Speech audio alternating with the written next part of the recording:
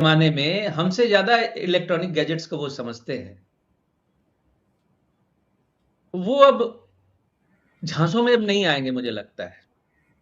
वो समय अलग था, ये समय अलग है। एक फिल्म थी आई थी, वंस अपॉन इन ए मुंबई, जिसमें अजय देवगन थे, इमरान हाशमी थे। इमरान हाशमी के बचपन का एक डायलॉग है, वो मेरे दिमाग में छपा हुआ है। वो किसी, हालांकि वो गलत कर रहा था फिल्म में, तो किसी सीनियर व्यक्ति को वो बोलता है, उसने एक दो थप्पड़ मार दिए उसको, तो वो उसको देखता है। तो वो सीनियर आदमी बोलता है, देखो, डर नहीं, खौफ नहीं, कैसे देख रहा है। तो वो बच्चा बोल रहा है कि तुम मैं धीरे धीरे बड़ा हो रहा हूं और तुम धीरे धीरे बूढ़े होगे, आने वाले समय में मैं तुमको देखूंगा आके। तो बड़ा खतरनाक बात है एक्चुअली, बड़ा खतरनाक इशारा, मैंने किसी फिल्म में नहीं सुना इस तरह का डायलॉग। बोला, आप बूढ़े होंगे धीरे धीरे और मैं जवान होऊंगा, तुम्हारी शक्ति कम होगी और मेरी शक्ति बढ़ेगी।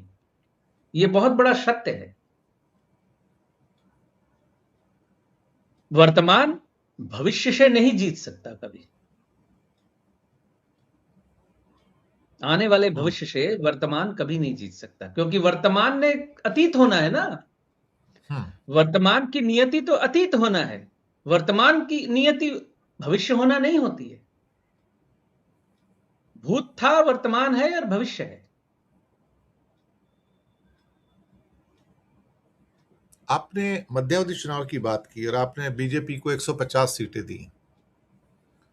हर चीज का एक आधार होता है। ऐसे क्या प्लैनेट्स हैं जो उनको 150 तक घसीट के ले जाएंगे? माइनस मोदी मतलब BJP will be back to the Atal Bihari Vajpayee and Advani days.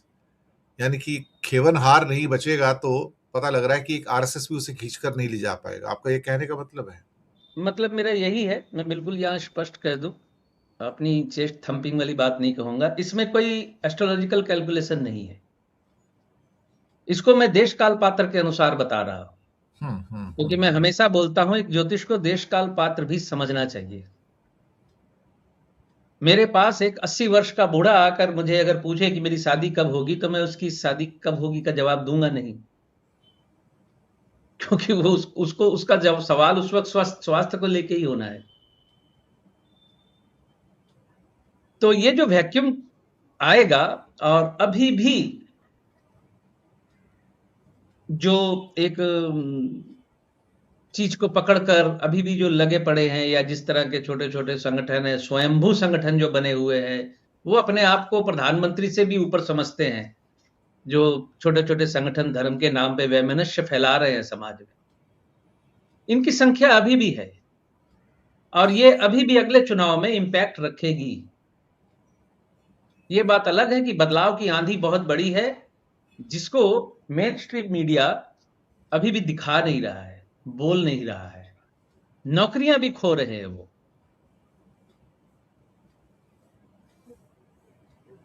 उस बेस पे मैं कह रहा हूं कि कांग्रेस 200 के आसपास पहुंचेगी। 400 पार के नगाड़े के वक्त मैंने कहा था कि कांग्रेस को 100 सीटें मिलेंगी 2024 में। 99 मिली थी, बाद में एक सीट और बढ़ी थी उनकी। तो मैं ज्योतिष जो है, ज्योतिषीक्ते जो है, मैं अक्सर उनको कहता हूं कि देश काल पात्र को भी ध्यान में रखो। सारा कुछ आपके ग्रह नक्षत्रों में नहीं है। ये गलत बात है कि जो कई लोग बोलते हैं, जैसे कई लोग बोलते हैं मेरी कुंडली में आपको दिख रहा होगा। अरे भाई, वो टीवी नहीं है जो दिख रहा है, वो मेरी कैपेबिलिटी पे निर्भर करता है कि उस कुंडली में पड़े ग्रहों को मैं अध्ययन करके उसका आकलन आपके सामने रखता हूं। एक जैसा आकलन सब नहीं रख पाएंगे, और हर चीज का जवाब नहीं है ज्योतिष। मैं ज्योतिष में 100% फलादेश के बिल्कुल खिलाफ हूं। मैं हमेशा हर मंच पे बोलता हूं कि 100% फलादेश नहीं हो सकता। जो दावा करता है वो आपको बरगला रहा है, जो 100% उपायों की बात कर रहा है वो आपको बरगला रहा है। कोई नहीं कर सकता, वो नहीं हो सकता। डेस्टिनी एक अलग चीज होती है, उसको आप काट नहीं सकते। तो देश काल पात्र बड़ा जरूरी है, उसको दिमाग में रख के बोलना पड़ता है, और जरूरी है वो बोलना, नहीं तो आप नहीं समझेंगे सर। मोदी जी बहुत सारे बिल पास करवाना चाहते हैं। डिलिमिटेशन भी है, एफसीआरए भी है, और उन्होंने भारत की पार्टियों में बहुत सारे विभीषण ढूंढ लिए हैं। पहले तो एक विभीषण था जिसने रावण को हरा दिया था, अब बहुत सारे विभीषण हैं। टीएमसी से निकले हुए, एनसीपी से निकले हुए, शिंदे की सेना, अकाली दल, लाइन लगी हुई है साहब, लाइन लगी हुई है। आप तो बंगाल से हैं, आपको जमीन की स्थिति पता है वहां पर। भले ही सुवेंदु बीजेपी जितना मर्जी कर लो, लेकिन ममता का कुछ तो जोर होगा वहां पे अभी भी। भले ये 20 लोग टूट के चले गए, उसमें 3 तो सुना फिर घर वापसी कर रहे हैं, यूसुफ पठान और 2 मुस्लिम मेंबर हैं, वो तो राजी नहीं है। उस चक्कर में 17 भी डिस्क्वालीफाई हो सकते हैं। तो आपको क्या लगता है जमीन के ऊपर, ये आखिरी सवाल है मेरा एक्चुअली, कि ये जो इतने सारे विभीषण पैदा हो गए हैं, जिन्हें अचानक मोदी जी के अंदर ब्रह्मांड का स्वामी नजर आना शुरू हो गया है, और अपनी पार्टियां जहां खाया पिया, जिसके अंदर पाले पोसे गए, जहां इनको इतनी टॉप की पोस्ट मिली, एमपी बने, एमएलए बने, मंत्री बने, आज वो उसी को छोड़ के चले जा रहे हैं साहब। इनकी कोई मतलब गद्दारी की भी कोई लिमिट होती है साहब। That is something. अगर इतना ही घमंड था तो रिजाइन कर देते, चले जाते ना। सिद्धांत सहगल जी। सर, हम जनतंत्र हैं, हम गणतंत्र हैं। यानी मैं कई बार मजाक में बोलता हूं कि आई एम द डेमोक्रेसी, मैं ही गणतंत्र हूं। तो बात यह है कि सारी ईमानदारी की अपेक्षा हमसे की जाती है, सारी सत्यता की अपेक्षा हमसे की जाती है। एक साधारण सा कॉर्पोरेटर जो है सीधे मुंह बात नहीं करता हमारा ही वोट लेने के बाद। जनता गणतंत्र, जनतंत्र में जनता मालिक है, लेकिन जनता को हमेशा यह एहसास दिलाया जाता है कि तुम गुलाम हो हमारे, तुमको सिर्फ यस सर करना है। तो जनता को अपनी ताकत समझनी होगी। मैं हमेशा एक और मजाक करता हूं लोगों से, मैंने कहा जितने भी सरकारी अधिकारी हैं ना, कांस्टेबल से लेकर टॉप के, उनको पब्लिक सर्वेंट कहा जाता है। यस यस लेकिन यस पब्लिक सर्वेंट के अंदर बीच में एक शब्द छुपा हुआ है, हिडन है, जो दिखाई नहीं देता। उसमें लिखा हुआ है पब्लिक इज सर्वेंट, IS। वो पब्लिक सर्वेंट के बीच में एक शब्द छुपा हुआ है, इज। पब्लिक इज सर्वेंट, ये है सर पब्लिक हमारी डेमोक्रेसी। पब्लिक बिल्कुल बिल्कुल बिल्कुल। और बंगाल में जो आपने प्रश्न किया, ममता बनर्जी का करिश्मा अटूट है। हार गई है वो, लेकिन जितने भी एमपीज उनको छोड़ के गए हैं, उनकी अपनी कैपेबिलिटी नहीं है कि वो चुनाव में दोबारा जीत के आ जाए अपने दम पे, क्योंकि उनके चेहरे पे उनको वोट नहीं मिले। 2-4 नेता हैं बड़े, लेकिन फिर भी उनका करिश्मा ममता बनर्जी के समकक्ष नहीं है। अगर ममता बनर्जी का करिश्मा 100% है, तो निकले हुओं का प्रतिशत 5-10% से ज्यादा नहीं है करिश्मे के तौर पे। एक लिमिट पॉकेट, एक लिमिट जगह पे पूरे राज्य को अपील करने वाला नेता उधर कोई नहीं है। तो ये स्थिति है जमीन की। और क्षमा चाहता हूं मैं, आपने पिछली इसके पहले जो प्रश्न पूछा था उसमें मैं भूल गया, मध्यावधि चुनाव पे भी आपने बात की थी। जी तो सर। मध्यावधि चुनाव के बारे में जो मैंने फलादेश किया है, वो देशकाल पात्र तो है ही, क्योंकि उसके पार्ट के बिना मैं बढ़ता नहीं हूं आगे। लेकिन उसके पीछे विशुद्ध एस्ट्रोलॉजिकल कैलकुलेशन है। 2024 की शपथ ग्रहण कुंडली, मोदी जी की चल रही महादशा अंतरदशाएं, अमित शाह जी की चल रही महादशा अंतरदशाएं, भारतीय जनता पार्टी की चल रही महादशा अंतरदशाएं। उसके बाद दूसरी टाइमलाइन पे जाए तो कांग्रेस के रिवाइवल की महादशा शुरू होना, राहुल गांधी की महादशा अंतरदशा का ताकतवर बने रहना, आने वाले समय में प्रियंका गांधी की 10 वर्षों की चंद्रमा की जो महादशा आने वाली है, वो एक स्पष्ट इंडिकेशन है कि बदलाव की स्थिति बनने वाली है। मतलब मैं जी। यहाँ एक सूत्र छोटा सा शेयर करना चाहूंगा। अक्सर लोग मुझसे जब कुंडली दिखवाते हैं और मुझसे पूछते हैं कि क्या मैं ये बिजनेस करूं या मैं यहाँ इन्वेस्टमेंट करूं, तो मैं क्या करता हूं, आने वाली अंतरदशा को देखता हूं या आने वाली महादशा को देखता हूं।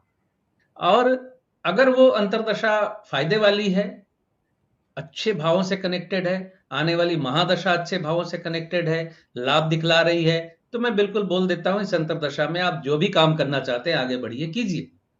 लेकिन आने वाली दशा अंतरदशा अगर अच्छी नहीं होती, तो मैं इन्वेस्ट करने से रोक देता हूं, भले ही चल रही अंतरदशा फेवर में हो, मैं मना कर देता हूं।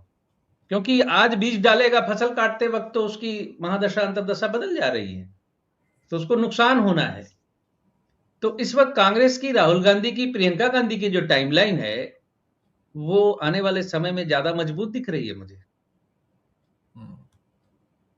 इस वजह से मैं शपथ ग्रहण की कुंडली साथ में, इस जी। वजह से मैं मध्यावधि चुनाव की बात कर रहा हूं। और आप तो जानते हैं 2024 में चुनाव खत्म होते ही मिड टर्म इलेक्शन की बात करने लगा था मैं।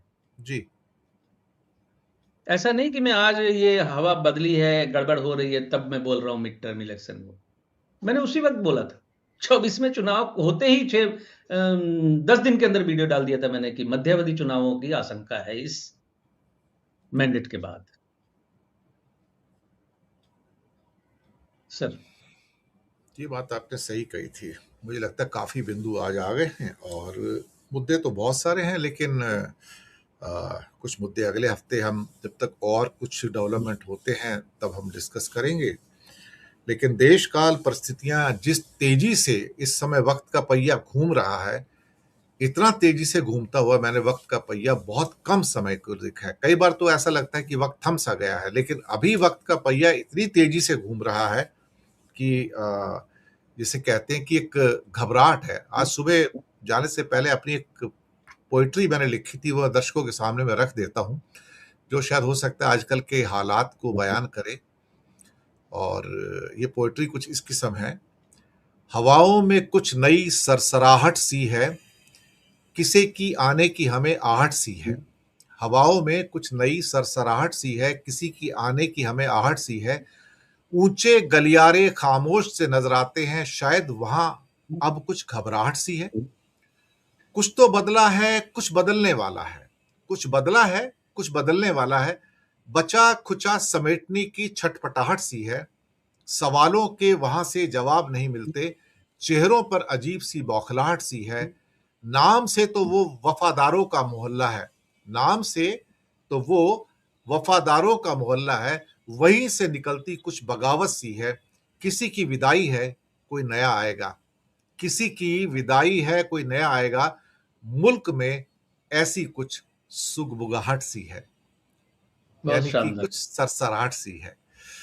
तो ये थी एक कविता जो मैंने आज ही सुबह भेजिएगा, लिखी मुझे थी। मुझे मुझे व्हाट्सएप कर दीजिएगा। जी जरूर जरूर, ये ट्विटर के ऊपर भी है मेरी, इसमें डाला हुआ है मैंने, इसको आपको भी भेज दूंगा मैं।